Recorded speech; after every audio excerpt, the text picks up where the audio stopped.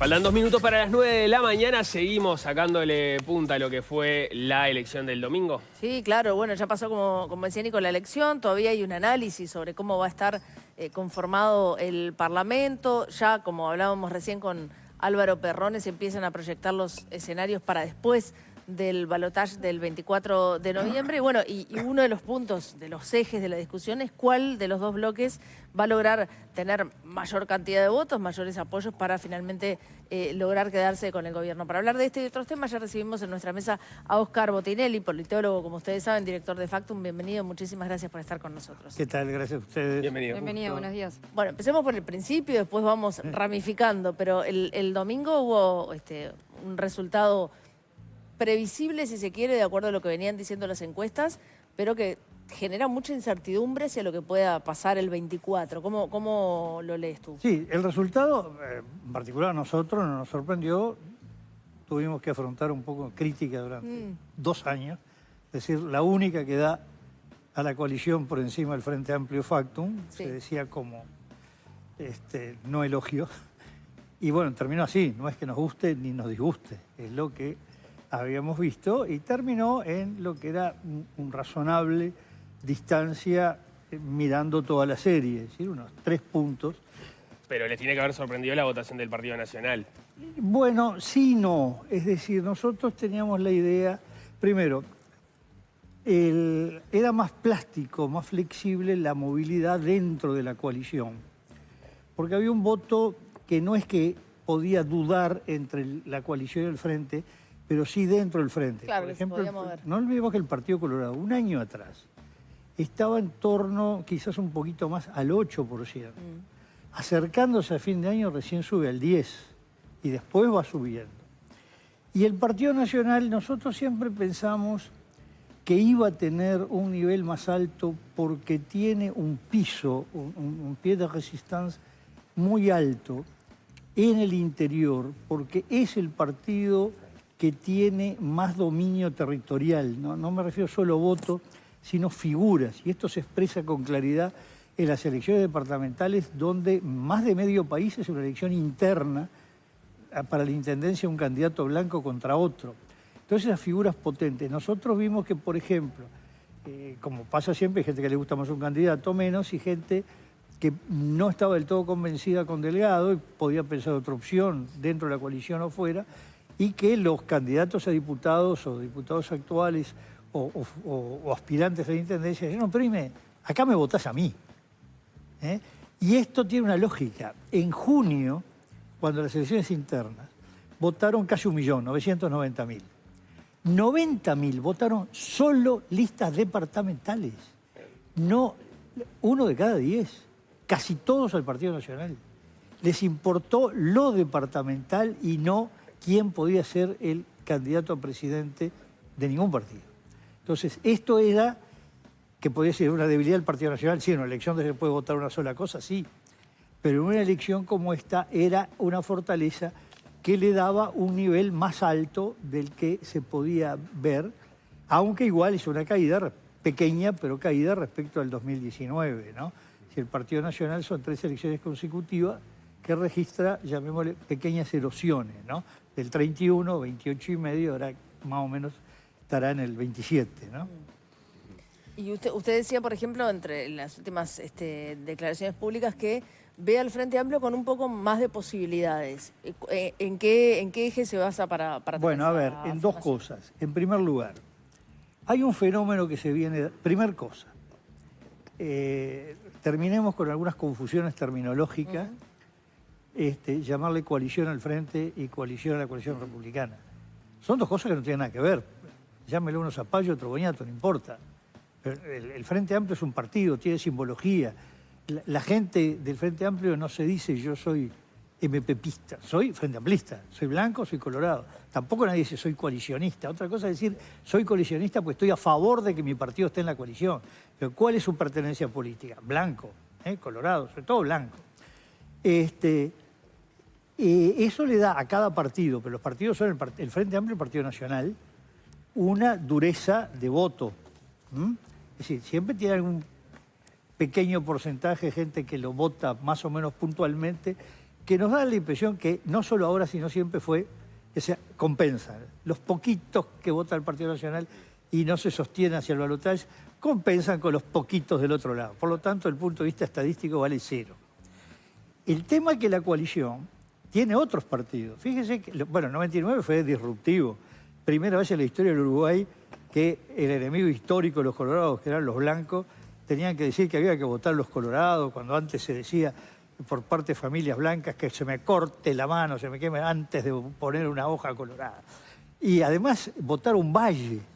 Bueno, y ahí salió una Herrera, la calle Herrera, es decir, yo, nieto Herrera, pido que voten a un bisnieto de Valle. Pero, y lo logró. Lo logró, pero hubo un swing. Swing se dice al desplazamiento de votos de un lado al otro, y que en realidad es la mitad de las diferencias. Y lo explico. Miremos diferencia de goles. Si juegan 2 equipos y uno tiene más 2 y el otro 0, el que tiene 0 no necesita hacer 2 goles para empatar la diferencia de goles. Le basta 1, porque uno queda con más 1 y el otro, si le hacen un gol en contra de 2, baja 1. Es lo que, técnicamente la semisuma de la diferencia. Bueno, lo mismo pasa con el swing. Si la diferencia es 6, necesita 6 puntos. Con que le saque 3 al otro, ya lo empaté. Ya lo empaté. Bueno, ese swing tiene siempre sistemáticamente, no digamos, no es una ley física, pero siempre se da del lado de los partidos tradicionales, llamémosle ahora coalición, al Frente Amplio. El menor fue el 99, Jorge Valle, que se desplazó el 3,3. Luego fue un poquito más en el 9, un poco más en el 14, llegó a 4,15, pero llegó a 6,8 en el 19. Creo que lo del 19 fue excepcional, porque ahí eran muchos partidos, varios de aluvión, aunque sea cifras no tan grandes como el Partido de la Gente, pero otro muy significativo como Cabildo Abierto.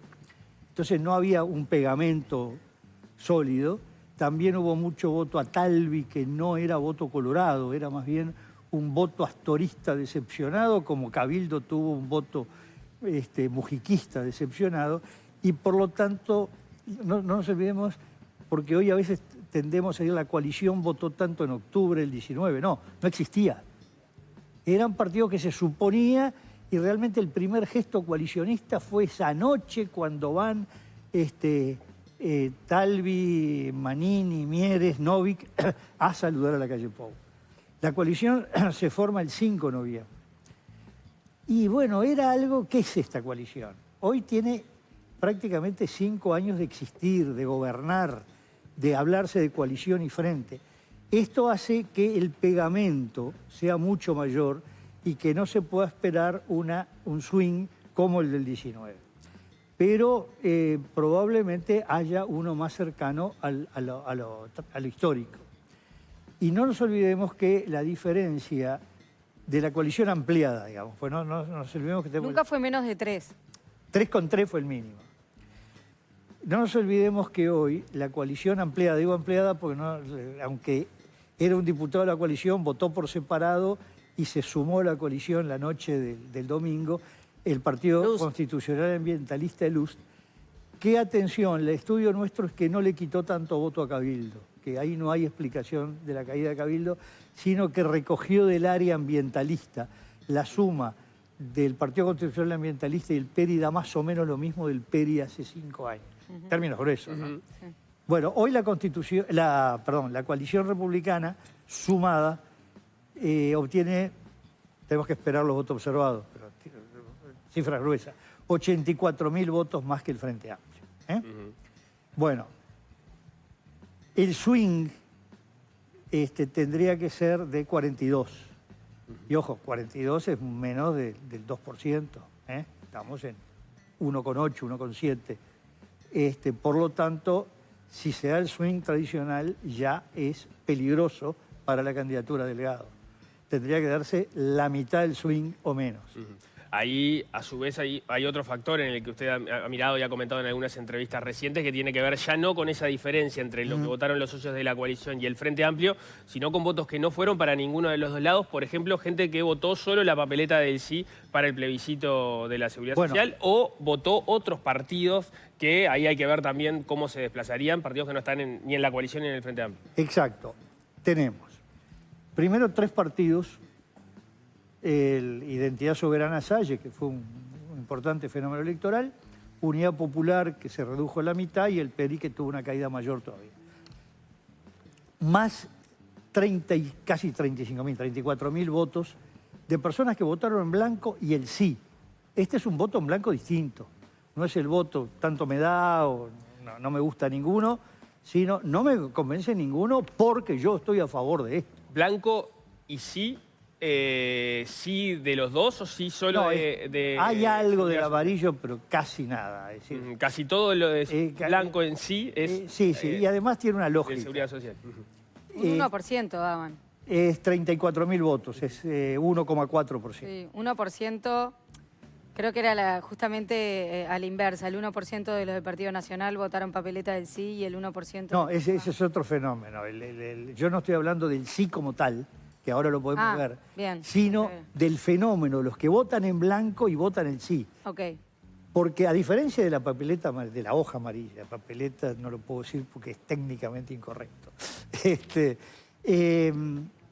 que fue ensobrada y había una coalición de partidos a favor y otro bloque en contra, el sí tenía toda la coalición en contra, la mayoría del frente en contra, y por lo tanto era natural que hubiera un sí enojado, diciendo, ni este ni este, ¿no? Tenía una lógica.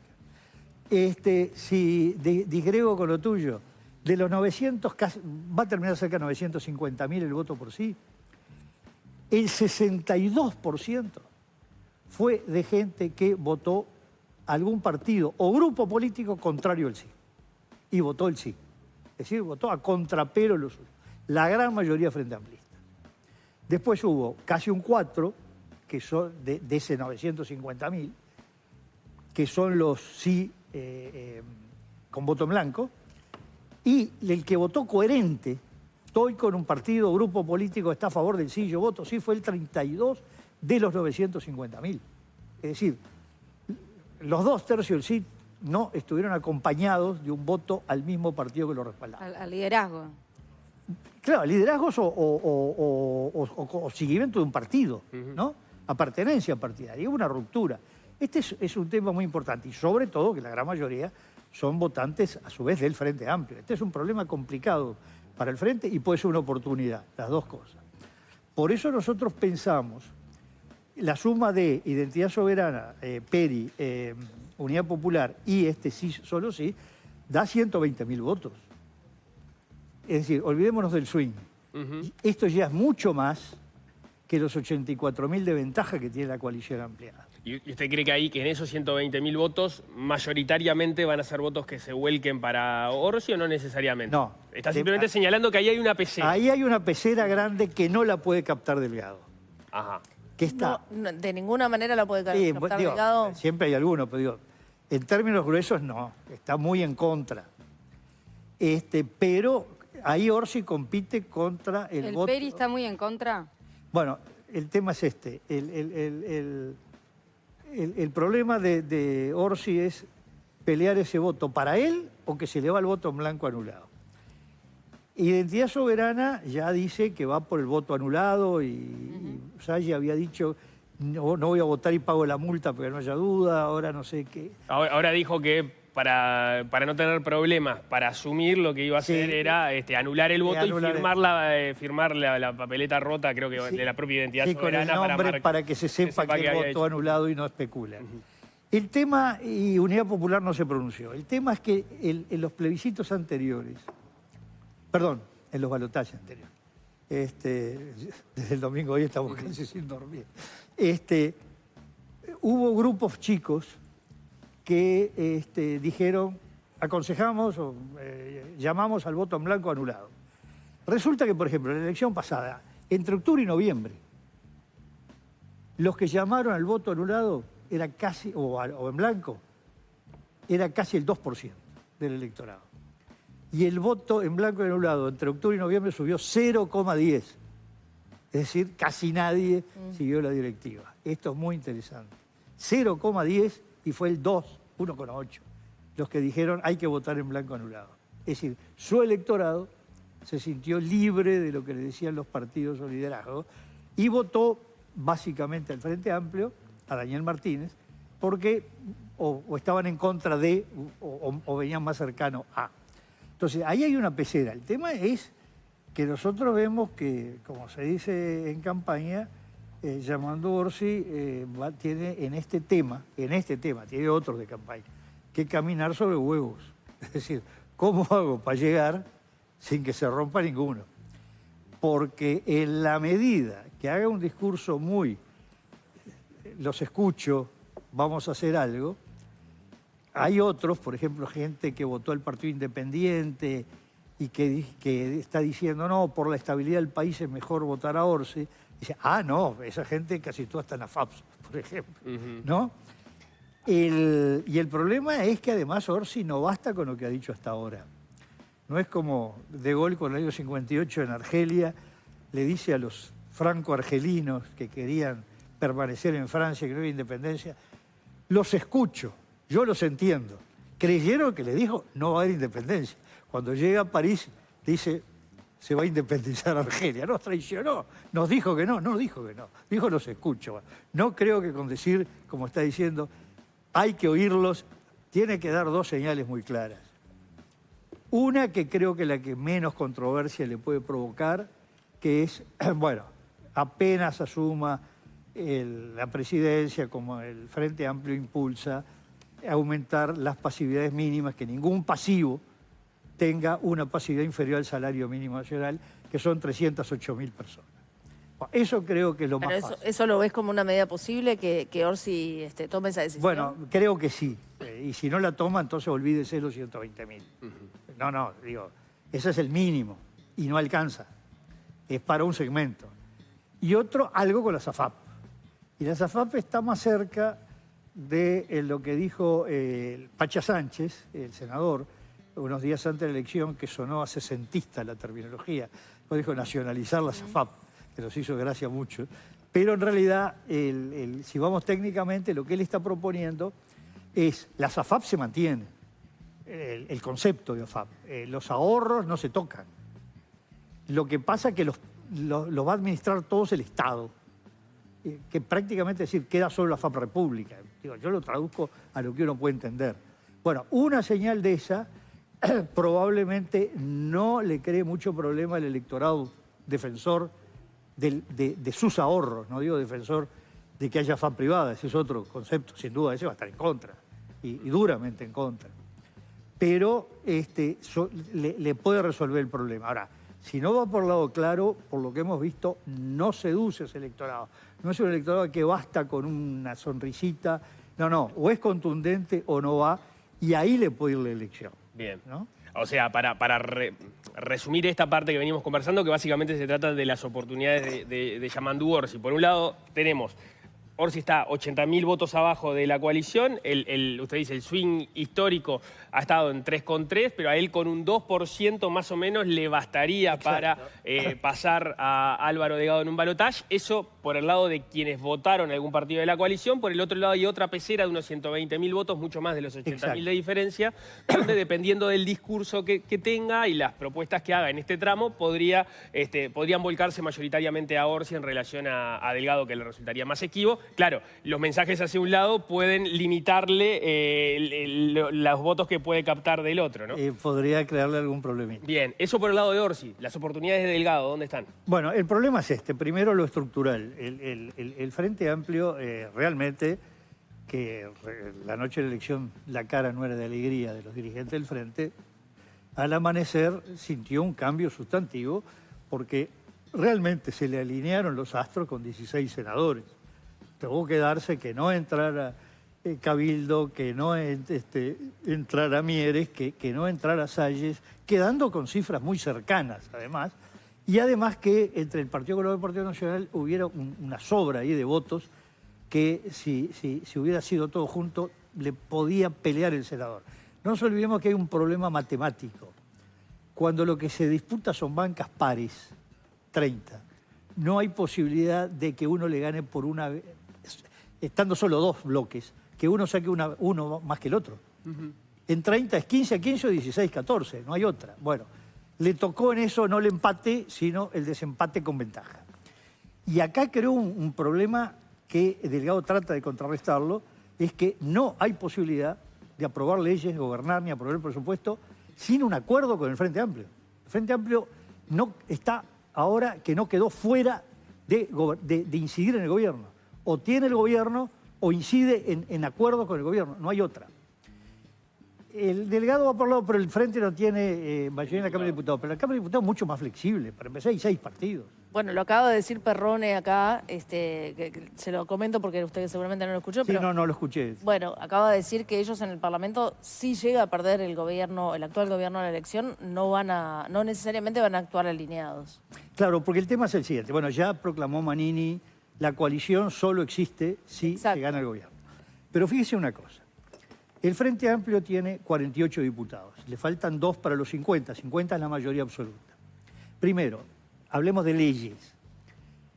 La mayoría de las leyes requieren más votos a favor que en contra, no 50 votos. Esto es una cosa que se está jugando mucho hoy en España y en Francia, en que no hay una solidez en el gobierno, y Francia no tiene mayoría del gobierno, que es conseguir no que voten a favor, no entren, ustedes no jueguen en la votación. Entonces, decir, bueno, vamos a buscar no de que 2 voten con nosotros, 2 que se vayan y ganar 48-47, ¿no? Ese es un juego interesante. Pero aparte de eso, hay leyes que requieren mayoría absoluta, hay otras que requieren 2/3, bueno, esos son los grandes acuerdos nacionales que siempre se requirieron. Aclaremos, no es nada dramático para ninguno de los dos. Este es un país que tiene una larguísima tradición de acuerdos políticos. El primero de todos, 1825, conocido como el abrazo del Monzón, entre Juan Antonio Lavalleja y Fructuoso Rivera, ¿no? Y de ahí tenemos todos los pactos habidos para haber acuerdos, coincidencias, coparticipaciones. Hemos inventado una terminología para que sea distinta a la anterior. Bien, entonces, cuidado. Este es un país de acuerdos. Pase lo que pase, Orsi va a conseguir acuerdos y Delgado, aunque tenga un Frente Amplio que domine el Senado, va a conseguir acuerdos. Los mínimos, pero algo va a conseguir.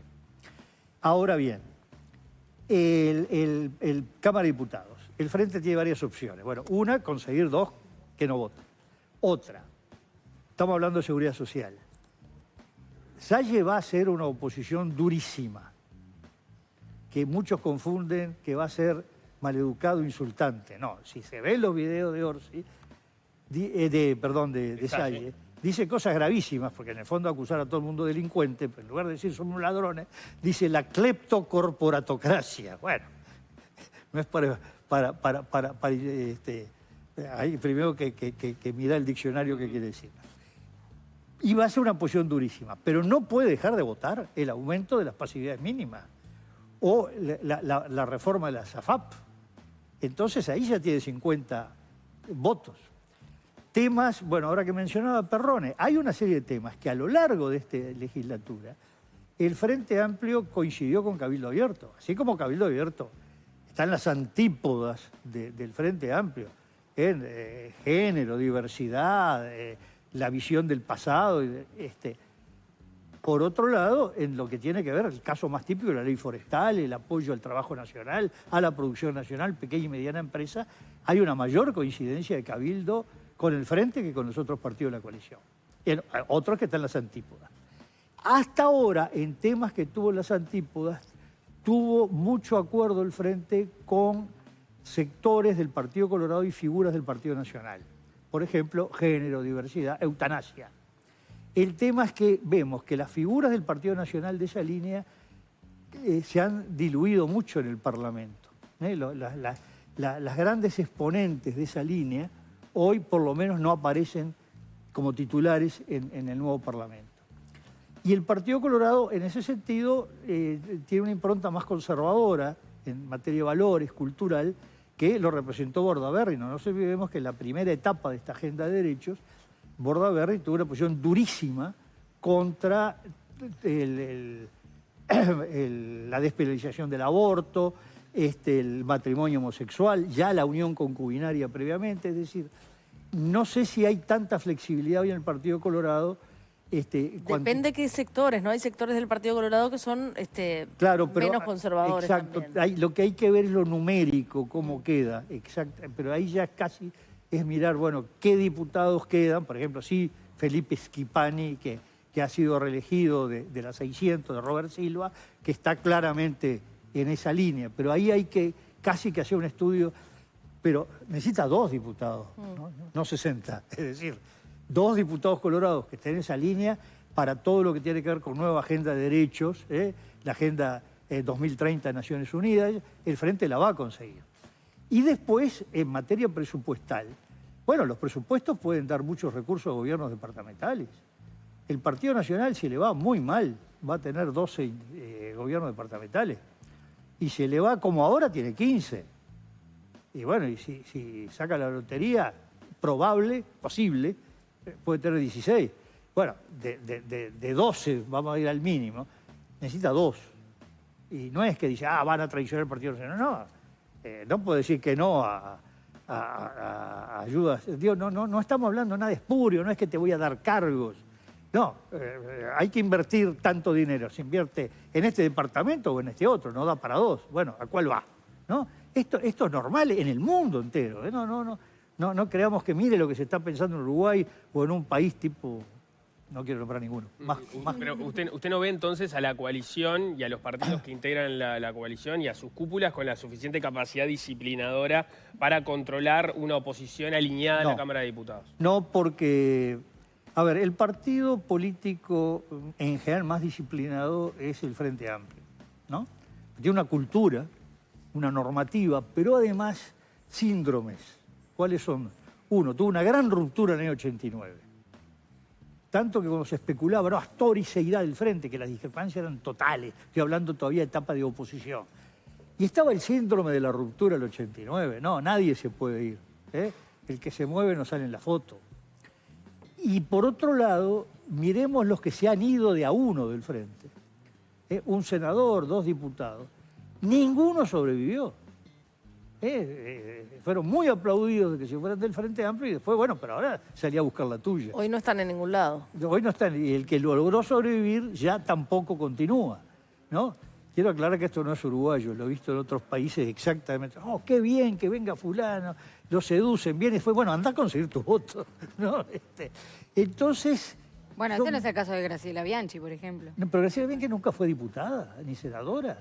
Ella fue una militante fuerte, una persona referente en la educación, pero no se va con una banca del Frente Amplio al Partido Nacional. No, hablamos capaz de Saravia, Darío Pérez. Claro, los casos son Jorge Saravia, Gonzalo Mujica y Darío Pérez. Claro. Cuando a la inversa, en general, fue al revés, tuvieron suerte. Es decir, el Frente buscó los pases acogiendo al que llegaba de una u otra manera, ¿no?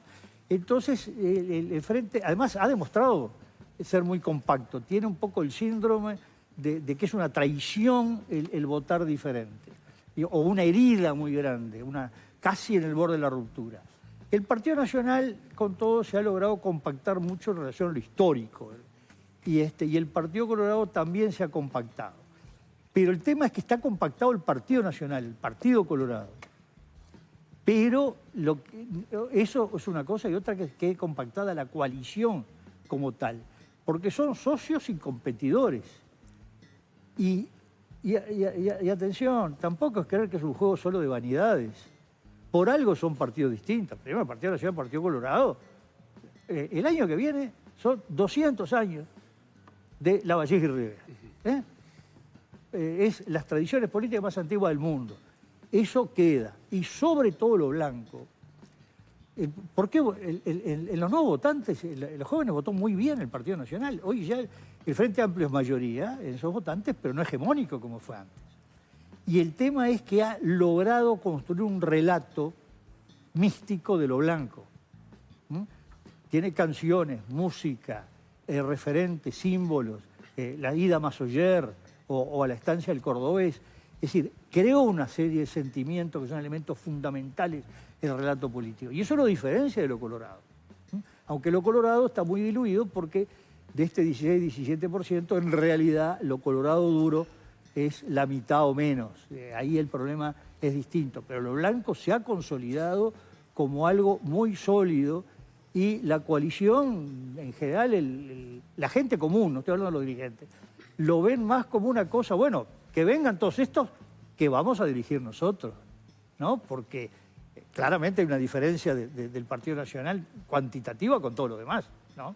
Entonces eso le da una fuerza muy grande. Tengo una más antes de cerrar. Este escenario es fascinante para quienes lo estamos mirando de afuera, obviamente para los que están involucrados no, porque los debe estar comiendo los nervios, pero es muy interesante porque es bastante atípico, por lo menos como se ha dado en las últimas décadas en la política de Uruguay. En el momento político que estábamos, fue un periodo de gobierno donde se habló de mucha crispación, donde hay fenómenos en el mundo que dan cuenta de eso también. ¿A usted este Parlamento y este escenario, ya sea con Delgado, ya sea con Orsi, le parece que puede ser una oportunidad para Uruguay o puede ser un problema porque el hecho de que ninguno de los dos bloques tenga una mayoría parlamentaria clara le puede generar problemas de gobernabilidad? No, va a haber problemas, pero yo no creo que la sociedad uruguaya, atención, la crispación se da más que nada por la acción de los sectores más duros, casi diría barra brava hacia fines, de los bloques, no del grueso de la gente.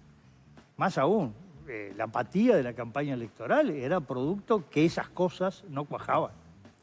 La sociedad premia la consensualidad, la sociedad apunta más al entendimiento, no le gusta estas cosas.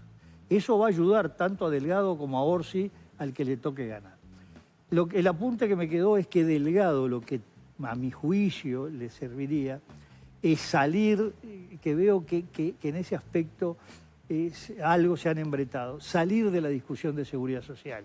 No es porque el frente se puede contradecir, sería contra el plebiscito. No, salga del tema. Ese tema es un tema que libera el frente por sí solo y que todo lo que se maneje puede igualar, no le agrega nada o le hace perder a la candidatura de Delgado. Necesita hablar del tema de seguridad social, ¿usted cree que le hace perder a la candidatura de Delgado? No, Mencionar las contradicciones que existen dentro del Frente un Amplio. tema donde no va a ganar nada. ¿No?